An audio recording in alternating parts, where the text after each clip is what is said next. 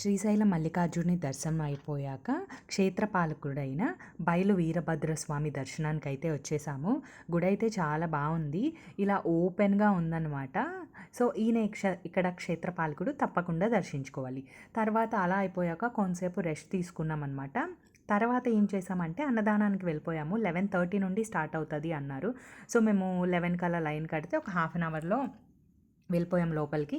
So మంచిగా భోజనం అది కంప్లీట్ చేసేసుకుని బయటకు వచ్చేసాక ఇంకా లోకల్వన్నీ చూసుకుందాము అని చెప్పేసి ఫస్ట్ బయలుదేరి సాక్షి గణపతి టెంపుల్, తర్వాత హాటకేశ్వరము, పాలధార, పంచదార, లలిత శక్తిపీఠము, శ్రీశైల శిఖర దర్శనము ఇవన్నీ చూసుకున్నాము.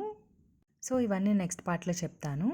మైనాకం మందరం మీరుం శ్రీశైలం గంధమాదనం పంచశైలా పటే నిత్య మహాపాతక నాశనం. అంటే కేవలం స్మరణ మాత్రంగానే మహాపాతకములను నిర్మూలించగలిగిన పంచపర్వతంలో శ్రీశైలం ఒకటి.